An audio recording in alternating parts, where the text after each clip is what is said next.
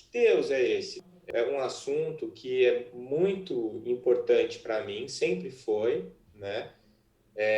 E é o que nós vamos discutir aqui hoje.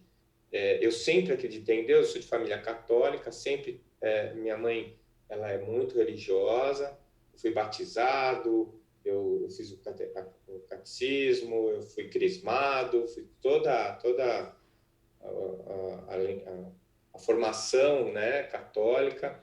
Eu ainda cheguei a fazer um cursinho para poder batizar, para ser padrinho de batismo da minha filhada, que é a minha sobrinha. E depois de tudo isso é que eu conheci o Espiritismo. E o grande problema que eu tinha antes era, eu tinha uma fé, quer dizer, uma convicção íntima da existência de Deus, mas eu não conseguia acreditar naquele Deus que estava me apresentando, né? Que Deus é esse que apresentam para a gente, né? Então, na minha opinião, é uma forma que nós, humanos, né, seres hominais, encontramos de conseguir encaixar Deus dentro do nosso conhecimento ainda muito primitivo, muito inicial. Então, a gente precisa sempre, para entender alguma coisa, a gente precisa de referenciais conhecidos, né? Você não consegue entender uma coisa sobre a qual você não tem referencial nenhum, né? Então, é muito interessante, há um trabalho que fala sobre quando as caravelas portuguesas chegaram ao Brasil e os índios olhavam no horizonte e não viam as caravelas. Por quê? Porque eles não tinham nenhum referencial de que aquilo existisse, né? Isso parece assim meio absurdo, mas eu passei por isso quando eu estava fazendo meu treinamento para cirurgia. Eu lembro que eu estudava, ia entrar para operar uma hérnia. Aí eu estudava no livro, eu via toda a anatomia e tal. Quando eu estava em campo com o professor, ele me mostrando as estruturas anatômicas, eu não conseguia ver nada. Eu só via tudo vermelho, eu só via sangue, eu não conseguia ver os ligamentos, as estruturas. E a partir de um certo momento eu consegui ver aquilo e aí ficou fácil para eu entender o que eu estava fazendo. Então, por que eu não conseguia ver antes? Eu estava olhando, mas não estava vendo. Porque eu não tinha referenciais. Eu estava buscando os referenciais no livro para depois conseguir cristalizar aqueles referenciais e realizar aquilo, né? A realidade, a percepção do nosso entorno, ela é alguma coisa construída no nosso plano físico. A gente não consegue ver o que é, a gente vê o que a gente quer que seja, a gente vê o que nos ensinaram a ver, mas a gente tem dificuldade para ver a realidade. A gente, quando usa o cérebro, o corpo físico como intermediário, a realidade, que a gente chama de real, é uma ilusão, é uma construção. É por isso que a gente discorda sobre as coisas que a gente vê, né? Um olha uma coisa, nossa, que lindo, o outro olha e fala, nossa, isso não é bonito, isso é feio, e assim por diante. Por que não se discute isso? Porque é a visão de cada um, certo? Então, dentro dessa perspectiva, eu tinha uma dificuldade imensa de aceitar o Deus que estava me apresentando, que era um Deus antropomórfico, né? Então, qual eram os referenciais que eles me deram? Um velhinho, né? Por que velho? Porque ele sempre foi, né? Ele existe há muito mais tempo do que eu posso imaginar. Então, tem que ser um velho. Por que a forma humana? Porque é o referencial que eu tenho, né? O problema disso é que a gente acaba embutindo nesse Deus antropomórfico não só a aparência, mas também os defeitos, né? Os problemas. Então a gente acaba colocando na conta de Deus a vingança, porque esse Deus que pune é uma punição vingativa, né? É uma coisa até sórdida às vezes. A gente, mesmo dentro do Espiritismo, eu percebo muita gente confundir a lei de ação e reação com a lei de Talião. Ou seja, não é olho por olho, dente por dente. Isso não existe, isso é coisa nossa, né? A ação e reação é uma consequência da minha ação.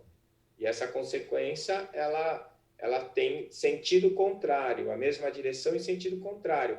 mas ela não precisa ser exatamente igual. Muitas vezes nós é que escolhemos a prova exatamente igual daquilo que nós provocamos, porque isso, para nós, é necessário para o auto-perdão.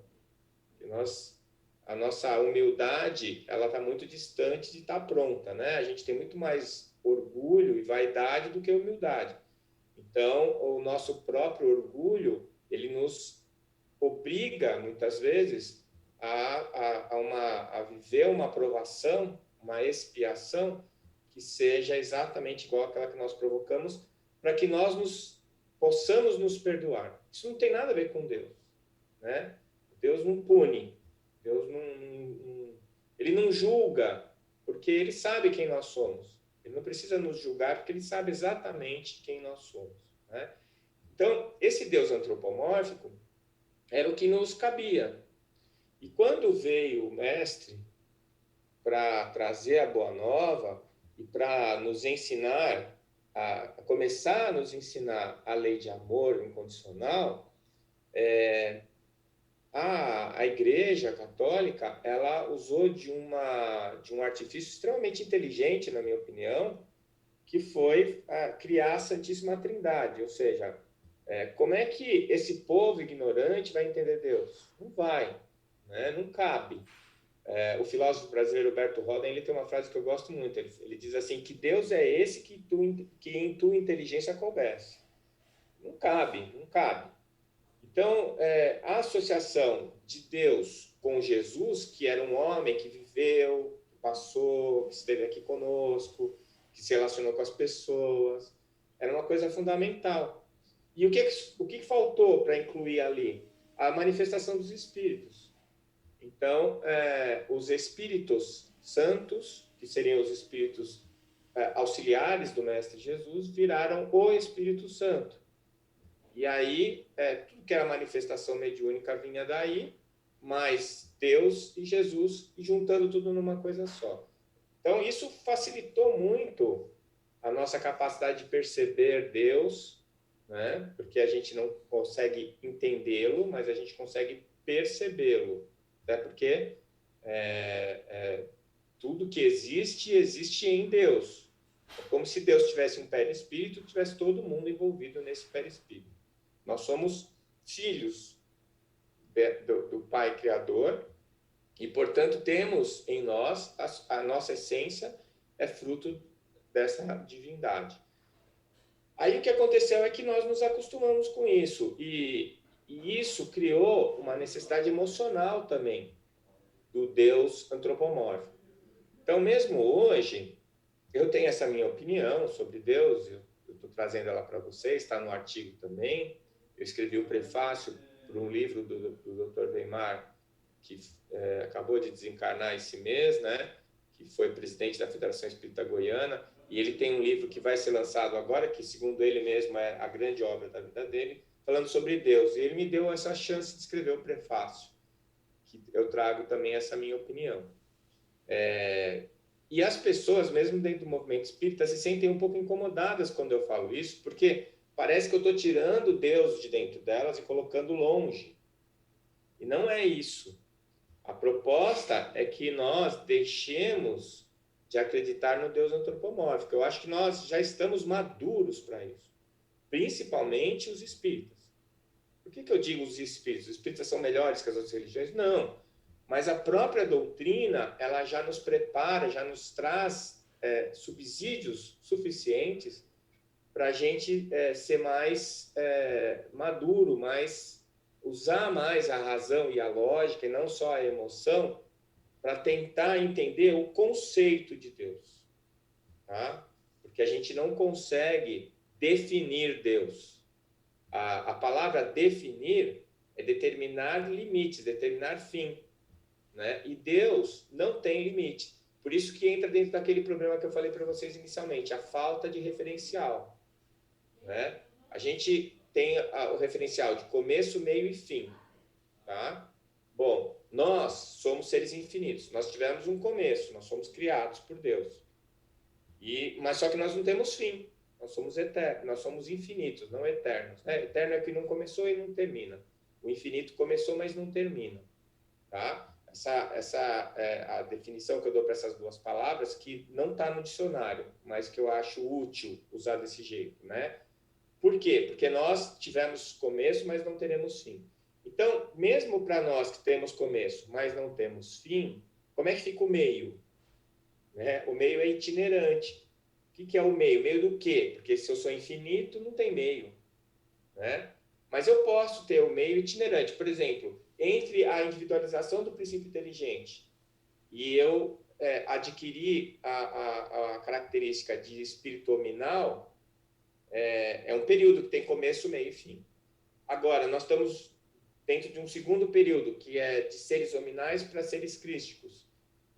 Não sei se a gente já chegou no meio, mas de qualquer jeito tem um meio. A hora que eu chegar a ser um ser crístico e ascender a planos mais superiores, sem matéria, eu vou ter uma outra etapa definida, um ciclo. Então, eu tenho começo, meio e fim, mas eu não tenho fim. Então, a minha vida, a minha existência não tem fim. Portanto, teoricamente, não tem meio. Agora, vamos tentar imaginar, se vocês conseguiram acompanhar bem meu raciocínio com relação a princípio, meio e fim, Deus que não teve começo. Como é que a gente fica? Vocês já pararam para pensar nisso? Ele sempre foi, sempre. Bom, mas nós temos começo, tá? Nós temos. Todos os seres que foram criados têm começo. Mas como ele sempre foi, ele sempre criou. Então, como é que fica? Sempre teve seres criados por ele, porque ele sempre criou. Não começa, pelo menos na minha cabeça, começa a enrolar. Fica difícil, né? Então, eu não posso definir Deus, porque ele não tem limites. E isso é difícil para mim admitir, porque eu só consigo formar dentro da minha cabeça coisas que tenham referenciais palpáveis. E algo que não tem começo, não tem meio, não tem fim, isso prejudica a minha percepção, porque a gente usa muito como referencial o tempo, né? De qualquer maneira, se ele criou tudo, ele criou todos os seres e ele criou todas as coisas que existem. O que ele não criou não existe, certo? É o incriado. Então não existe. Então não precisa ser discutido, porque não existe.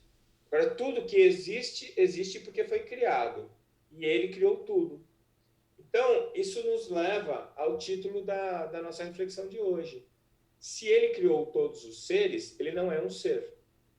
Se ele criou todas as coisas, ele não é uma coisa. Então, ele não é um ser e não é uma coisa. Ele é o quê? Ele é Deus. Né? Então, isso é tão importante que a gente vai pegar na codificação da doutrina, Kardec vai fazer a primeira pergunta do Livro dos Espíritos. O primeiro livro, a primeira coisa, ele começou assim: que é Deus? Olha que fantástico. Ele não perguntou quem é Deus. Aliás, tem algumas traduções para o português que estão erradas. Né? Você pega as melhores traduções, a pergunta é: que é Deus? Se ele perguntar quem é Deus, ele está inferindo que Deus é alguém.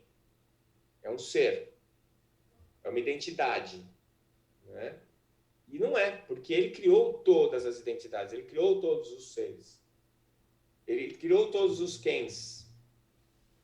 E se ele perguntar o que é Deus, ele está inferindo que Deus é alguma coisa. Piorou.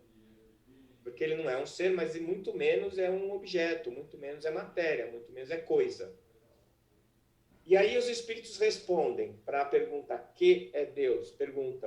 Respondem assim: inteligência suprema, causa primária de todas as coisas. O que é causa primária? A gente fala, isso é muito primário, como se fosse alguma coisa menor. O primário é o que vem primeiro. Portanto, é o fundamental. É claro que o que vem depois, dentro de um processo evolutivo, é mais elaborado, mas tudo que vem depois só vem depois porque houve o primeiro. Né? Então, a causa primária é aquela que causa tudo. Causou e causa tudo. Tudo que existe, existe por causa da causa primária. e inteligência suprema, porque a matéria é burra. A matéria, ela é massa de constituição, né, de trabalho da inteligência, seja qual for o nível de inteligência do qual nós estamos falando. Porque existem vários níveis, desde a inteligência que é 100% potência e 0% desenvolvimento, até a suposta inteligência que já é 100% desenvolvimento. Então, dentro dessas infinitas matizes de inteligência, nós temos Deus como a inteligência suprema. Então, o primário é que vem primeiro e o supremo é que está acima de tudo. Né? E é óbvio que quem cria está acima do que criou. E se ele criou tudo, ele está acima de tudo e de todos. Então, essa primeira pergunta é extremamente importante. E ela nos fala de um Deus que não é um Deus pessoa, não é um Deus ser, não é um Deus coisa, é um Deus Deus. Por isso que ele fala da Trindade universal. Tem gente que confunde com a Santíssima Trindade. A Santíssima Trindade é aquilo que eu falei. Deus, Jesus e o Espírito Santo é a mesma coisa. São três coisas, mas é uma coisa só. A Trindade universal que o Kardec traz diz o seguinte, que essa causa primária cria duas naturezas de coisas. O princípio inteligente, que vai dar origem aos seres, aos quens, e o fluido cósmico universal, que vai dar origem às coisas, aos oques, né? Então, as coisas, a matéria e o princípio inteligente, que vai dar origem às inteligências, nos seus mais infinitos níveis, esses dois tiveram origem da causa primária, que é Deus. Né? Isso daí é uma coisa extremamente importante para nós, que somos cristãos, mas é alguma coisa extremamente importante para os cientistas, não é? Para os ateus. Por quê? Porque o grande problema de Deus para a ciência é que o Deus que normalmente é apresentado para todos nós e que é apresentado também para aquelas inteligências que seguem o caminho da ciência é o Deus antropomórfico. É o Deus ser. É o Deus homem. E pior, né? É o Deus com defeitos. Defeitos e qualidades. Então, a gente, ao mesmo tempo que a gente fala que ele é infinitamente bom e justo, a gente fala que ele te cobra até o último centil. A gente fala que ele te manda para o inferno. A gente fala que ele te pune do jeito que você agrediu, você vai ser agredido. Do jeito que você julgou, você vai ser julgado. Então, ao mesmo tempo que ele é infinitamente bom e justo, ele é tacanha, ele é rigoroso, ele é pouco amoroso. Isso não é Deus. Por definição, não é Deus. Então, o cientista ele vê isso como uma visão pueril, né, de inteligências primitivas, de inteligências ainda iniciais. E ele não acredita. Por outro lado, em contrapartida, uma mente racional e lógica, ela sabe que ela não consegue admitir um efeito inteligente sem uma causa inteligente. E ele também não consegue admitir que o nada cria alguma coisa. Ele não consegue admitir que alguma coisa acontece sem ter tido uma causa. Como é que a gente chama uma coisa que aconteceria sem causa? É o acaso. Então, se você vê uma linha de pensamento científico que fala em acaso, isso é um grave erro metodológico dentro da ciência. Porque você está dizendo que você acredita que o nada gerou alguma coisa. Você está dizendo que existe uma aleatoriedade burra que gera inteligência complexa. E isso não é admissível, racionalmente não é admissível. Então, o que você precisa? Você precisa de uma causa inteligente. E essa causa, ela vai gerar uma outra causa, que gera uma outra causa, que gera uma outra causa. Então, vamos lá, vamos dar um exemplo para isso. qual que é a explicação que a ciência dá hoje para a existência do nosso universo? O início do universo, o Big Bang. Bom, para começar, nós estamos colocando que o universo teve um começo. Isso é importante, é muito importante, porque se teve começo, né, foi criado, certo? Muito bem. E o que é que criou o universo? O Big Bang. Tá ótimo. Então, existe uma série de teorias, explicações, leis físicas aplicadas, e por aí vai. Não podemos esquecer que as leis da física são leis divinas, né? São as leis sob as quais trabalha tudo que existe no universo e nos todos os outros universos que existem. E esse universo é só um, né? Um criador que sempre criou, que sempre existiu. Eu não consigo imaginar que só tem esse universo. Tem gente que acha que só temos nós de vida, imagina. Temos só nós de vida nesse sistema solar, mas nesse universo e nos tantos e infinitos universos que existam, muito mais. Certo? Bom, mas vamos voltar para o Big Bang. O Big Bang deu origem ao universo. Ótimo. O que é que tinha antes do Big Bang? Então, se o cientista falasse para você não tinha nada, então ele é místico. Por quê? Porque ele acha que o nada criou alguma coisa. Da onde? Qual é a lei que gera isso? Como é que ele consegue reproduzir isso? Aí eu vou falar, não, mas não é. É que a gente não sabe o que tinha antes. Tá, você não saber, eu concordo, porque nós somos ignorantes. Mas você dizer que não tinha nada, aí é ignorância da ignorância. Lembremos-nos de Sócrates. Só sei que nada sei. O primeiro sinal de sabedoria é você perceber o tamanho da sua ignorância. Então, se você já sabe que, apesar de você não saber o que tinha antes, você sabe que tinha que ter alguma coisa, você já está admitindo a sua pequenez, você já está delimitando o seu conhecimento, esse sim tem limites bastante estreitos, e ao mesmo tempo você está abrindo a porta para a investigação do que é que tinha antes.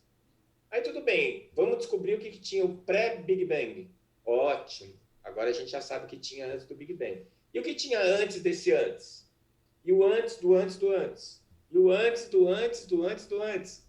Ou seja, como eu sei que nada é criado do zero, que o nada não cria alguma coisa, eu preciso ter causa sempre. E toda causa vai ser efeito de outra causa, que é efeito de outra causa, numa cascata que vai terminar onde? Vai terminar na causa primária. Então, a existência de uma causa primária é uma necessidade científica, racional, lógica, a gente chama epistemológica, que é a área da ciência que estuda o conhecimento. Então, epistemologicamente, eu preciso ter uma causa primária. E essa causa primária nós chamamos Deus. Você pode chamar do que você quiser. Neste momento é que fica muito claro a diferença entre o Deus antropomórfico e o Deus conceito. E neste momento fica muito claro a necessidade científica, lógica e racional da crença em uma causa primária.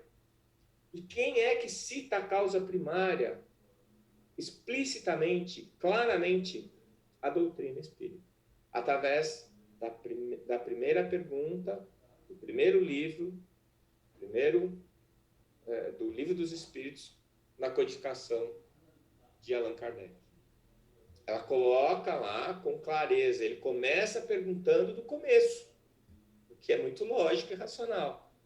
E aí ele traz para a gente esse Deus, que é um Deus racional e não um Deus emocional. É óbvio que isso nos traz emoção, e isso não é errado.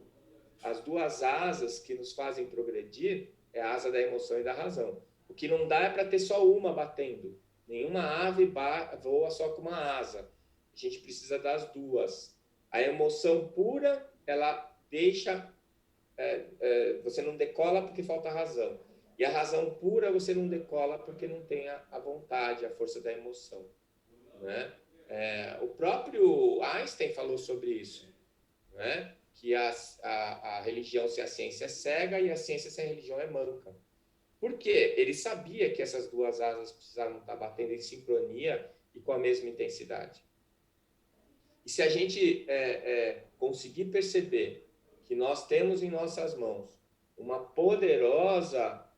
poderoso instrumento de entendimento dessa verdade, que é a doutrina. Então, finalmente, nós vamos estar dando um grande passo para a gente andar mais rápido nesse nosso processo de evolução e de aperfeiçoamento, né? Então, eu acho que a gente precisa, como a gente tem um ranço, né, de muitas encarnações, levando essa questão do Deus antropomórfico, como a gente tem essa impressão de Deus, que para Deus estar perto de mim, ele tem que ser uma pessoa, eu tenho que imaginar ele com olhos, com nariz, com boca. Então, a gente acaba trazendo ele. Eu escrevi um artigo, publiquei numa revista, se não me engano, na Folha Espírita, que eu colocava que Deus não sabe o número do meu CPF, né? Para mostrar isso, né? Que a onisciência, a onipresença de Deus não significa que ele sabe o que você comeu no almoço. Não significa isso. Isso é absolutamente irrelevante, né? E também muitos autores espíritas, gente que eu respeito demais, que eu admiro, já ouvi falando assim, se fosse desse jeito, tudo pronto, eu não preciso acreditar em Deus, né? Se as leis divinas fizessem tudo acontecer do mesmo jeito, eu não preciso acreditar em Deus. Não é bem assim. Não é isso que eu estou dizendo. O que eu estou dizendo é o seguinte, que Deus criou tudo que existe, inclusive as leis naturais, que são as leis divinas que nós chamamos de leis naturais. E que quem se ocupa de descobrir essas leis é a física, não é? E dessa maneira ele garantiu que todas as criaturas, tudo que foi criado, olha o nome, criatura é que foi criado. É um ser que foi criado, é uma criatura. Todas as criaturas vão ter o seu destino de aperfeiçoamento, o seu destino de seres crísticos, tá? Isso é pré-determinado. Aliás, é a única coisa determinística na existência. É que você foi criado por Deus e que você vai chegar ao seu desenvolvimento máximo. Porque as leis garantem isso. Agora, o trajeto é absolutamente dependente de você. Durante algum tempo, eu me questionei muito assim. Bom, se Deus é infinitamente bom e justo, se ele criou tudo que existe, se tudo que ele criou é perfeito, então por que ele não me criou perfeito? Bom, eu cheguei à conclusão que criou, sim. Eu sou perfeito, você e tudo que existe é perfeito. Então, por que a gente faz tanta bobagem? Porque, apesar de perfeitos, nós somos incompletos. Nós estamos na trajetória da evolução, tá? E é por isso que a gente faz bobagem. A bobagem é fruto do aprendizado. Tentativa e erro, tentativa e acerto. Quando a gente tenta e erra, a gente aprende a fazer daquele jeito. Quando a gente tenta e acerta, a gente aprende que aquele é um jeito bom de fazer. E assim vai indo. Então eu entendi porque que ele nos criou e que eu, sendo perfeito, mas incompleto, eu entendi. Aí a segunda pergunta que eu fiz foi a seguinte: por que ele já não me fez pronto? Por que ele já não me criou completo? Por que ele me criou nessa condição de ignorância e perfectitude? Ou seja, eu sou perfeito, mas cru, eu preciso me desenvolver. E deixou na minha mão esse desenvolvimento. A conclusão que eu cheguei é que ele fez isso para que nós pudéssemos ser indivíduos. Se ele tivesse criado todo mundo pronto, nós seríamos todos exatamente iguais. E isso, né, não geraria o brilho, a graça, a verdade, a variedade. Porque nós não somos apenas criaturas. Nós somos criaturas que criam. André Luiz nos explica isso. Nós somos co-criadores. Nós também geramos verdade, nós também geramos realidade.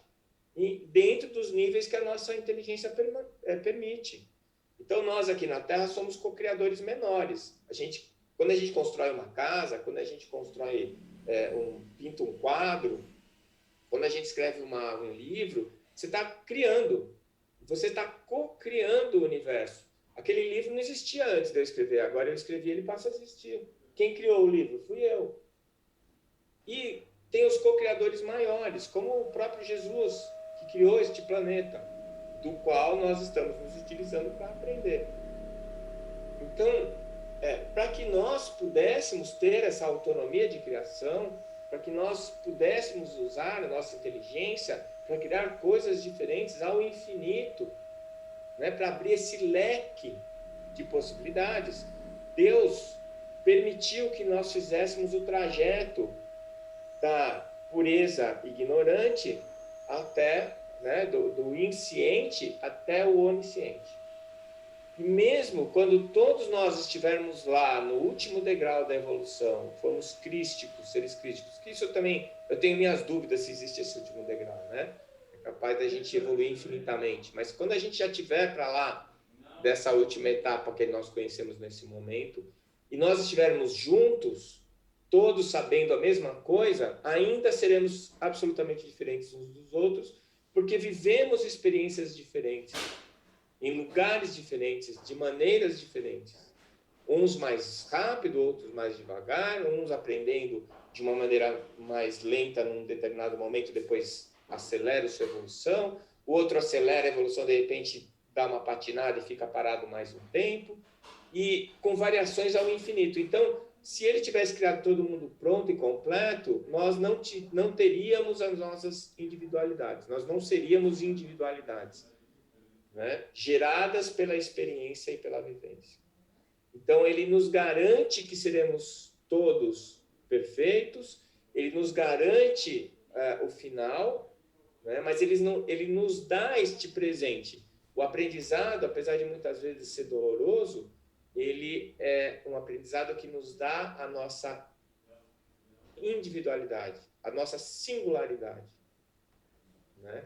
E eu pensando também nisso, né? Quer dizer, eu errar faz parte, né? Eu estou aprendendo. Mas uma coisa que me garante a evolução é que ninguém desaprende. Então, se eu aprendi, eu não vou regredir. Aquilo que eu aprendi é meu, nunca mais eu perco. Então, isso garante que eu não vou andar para trás. Eu sempre vou andar para frente. Então, você veja, essa inteligência suprema, ela cuidou de tudo para que nós fôssemos criados e que nós fizéssemos a nossa trajetória, escolhendo os nossos caminhos, ou seja, nos deu esse grande presente, que é a alma, a essência da nossa individualidade, que se chama livre-arbítrio. E dentro deste livre-arbítrio, cada um de nós faz o seu trajeto, né? Aprendendo, errando, acertando, e sempre indo para frente, até o momento que nós chegarmos à cocriação maior, até o momento que nós chegarmos para criar um universo. Porque, veja só a hierarquia. Jesus, que é o nosso grande mestre, é o governador do planeta Terra. Tem um governador para cada planeta do sistema solar. Tem um governador para o sistema solar. Tem um governador para a galáxia, para a Via Láctea. Tem um governador para cada galáxia, para cada planeta. E tem um governador para este universo, como tem governadores para todos os universos possíveis. É uma enormidade de inteligências, e é natural que seja assim, porque Deus sempre foi e sempre criou.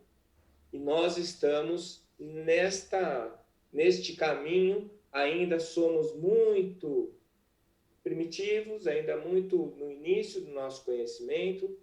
Nós ainda acreditamos no Deus velhinho de barba, né, sentado lá na cadeira. Quando nós rezamos para Deus, nós rezamos para um ser, sendo que ele não é um ser.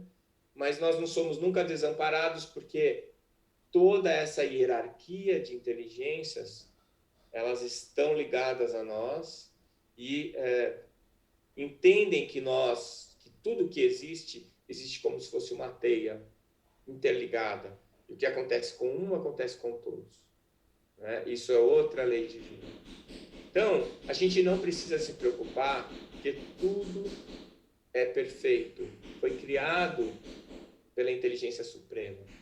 Tudo que está acontecendo pelas nossas escolhas equivocadas, mas que essas escolhas equivocadas são importantes para a nossa trajetória evolutiva. Porque é só escolhendo errado que a gente aprende a escolher certo. É só errando que a gente acerta. É só tentando que a gente aprende, né? E a mensagem final é essa, né? Que apesar de toda a nossa angústia, apesar de toda a nossa ansiedade, apesar de todo o nosso imediatismo, a gente tem que pensar que nós somos criaturas da inteligência suprema, que nós somos criados perfeitos e que nosso destino inexorável é a felicidade. E que a felicidade é uma forma de caminhar. Se nós somos infinitos, não tem aonde chegar.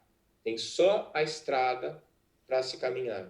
E a felicidade é a estrada, não é o destino, né? E isso nós já podemos fazer agora. A gente já pode escolher ser feliz agora, nesse instante. E passar nossa evolução, nosso processo evoluinte, né? Esse processo de evolução, já experimentando, né? Esse prazer de estar, de existir, esse prazer de estar vivo, de ser um ser, uma criatura criada por Deus. E enquanto estivermos aqui, né, não nos esqueçamos que Jesus está no leme, ele é o governador do planeta. Então, o planeta vai para onde tem que ir e as atribulações que são naturais do nosso processo evolutivo também vão acontecer, mas o final sempre é feliz. Se não estamos ainda num final feliz, é porque o final ainda não chegou, né? Eu agradeço demais a oportunidade, né, de estar aqui com você, de poder falar um pouquinho sobre esse assunto. Me ajuda também, né, meditar sobre isso. A gente vai pensando, cada vez que a gente vai falando, vai pensando um pouquinho mais. Muito obrigado.